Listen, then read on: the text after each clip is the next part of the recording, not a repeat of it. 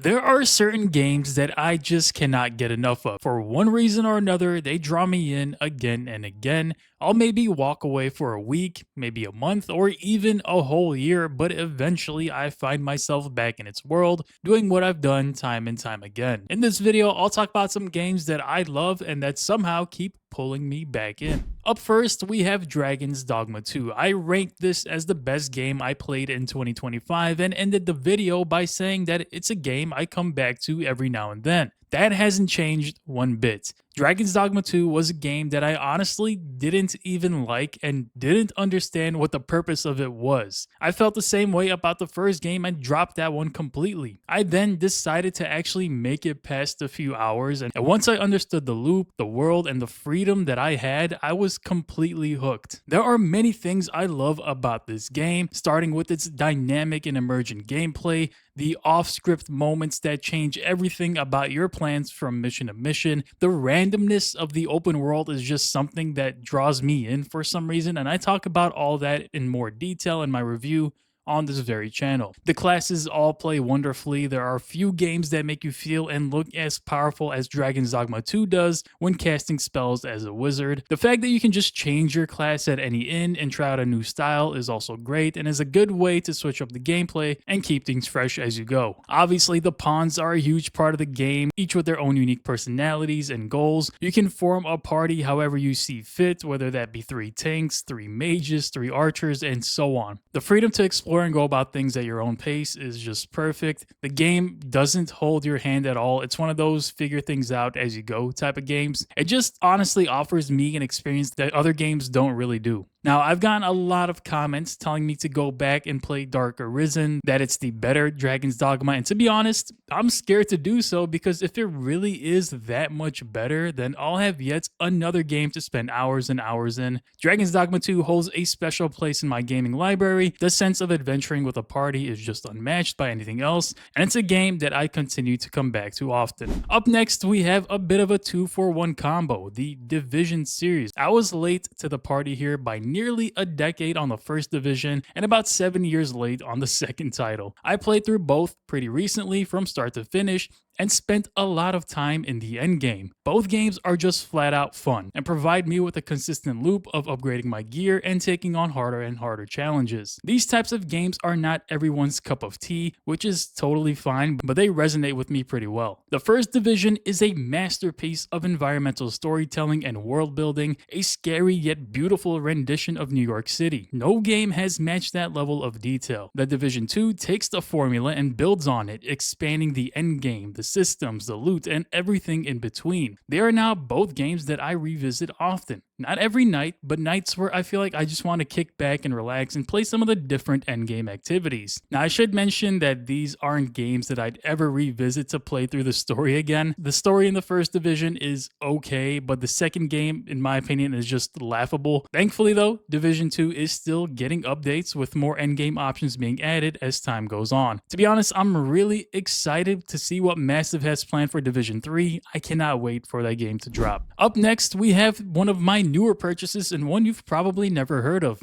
Dead Zone Rogue. Yes, I like to play roguelikes. It may not seem like I play anything other than bad AAA games for my backlog video, but I have a whole Steam library filled with about 100 different roguelike games, the newest of which being Dead Zone Rogue. I never knew an FPS would serve the formula so well, but this is one of the most addicting gameplay loops out there. A ton of weapons to use, build synergies to try out, and an ever-increasing challenge. I like this game far more than I ever thought I would, and now it's become a staple of my nightly routine. The runs take maybe 15 to 30 minutes. That's perfect for me to jump in, get my dopamine hit, upgrade my gear, and call it a night. I hope this game continues to get updates that expand the zones or maybe even a daily run mode coupled with a leaderboard. I'm a sucker for making runs at a leaderboard, and it would be perfect if this game had something like that as well. For the price, honestly, the amount of time I've already put in and likely will put in, it can't be beat. Up next, we have Cyberpunk 2077. I have been trying to make a video on this game for 2 years now and feel like I'll never be able to do it justice.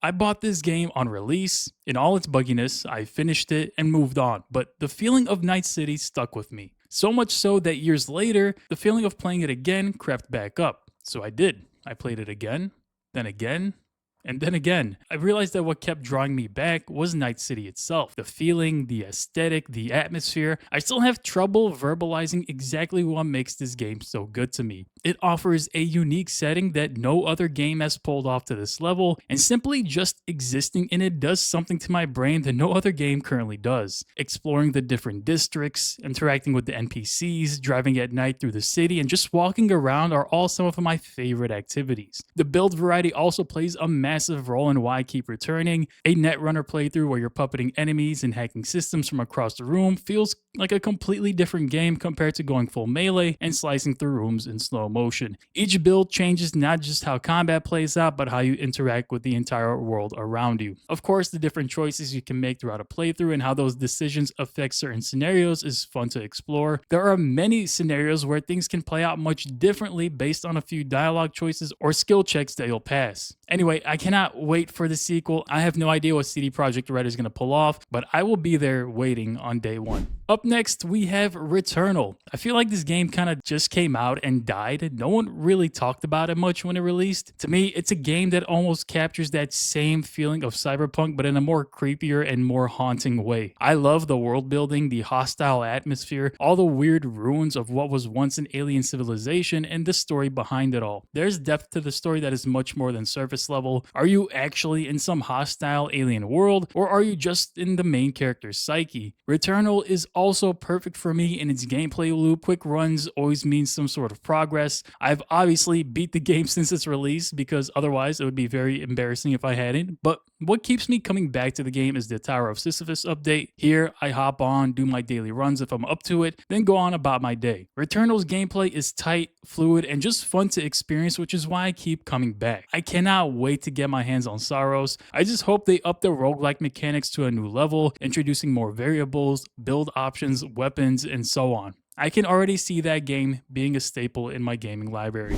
Up next, we have God of War. Yes, the first God of War in the rebooted series. I've now completed this game 3 times. I have no idea what's wrong with me. It's strange because I only beat Ragnarok once and never went back to it despite it being the game with more to do and more to see by far. But there's something special about the first God of War's experience. It's this whole new realm that Kratos is in, but his past follows him even there when he tries to hide it, and these new gods clearly don't like him being there. The story itself is fantastic, telling us a tale of a god learning to become a father and dealing with his past while raising a son who he doesn't want making the same mistakes. What I liked about the overall experience is just how tight and focused it all is. There's very little filler. Each area is defined with some smaller side areas to explore, but nothing overwhelming. And if there is anything that's considered filler, it's worth doing in terms of upgrading your gear or learning more about what's at stake. It's very rare for me to play through a single player game more than twice. Usually one playthrough is more than enough for me, but to play a game 3 times is borderline never been done before, at least for me. I don't know. This game is just special to me and one that I think I'll eventually find my way to once again. It's incredibly rare for me to play early access games. I've been burned in the past, and these days I do most of my gaming on the PS5, where early access games don't exist for the most part. I made an exception for No Rest for the Wicked. I'm not gonna mince my words here.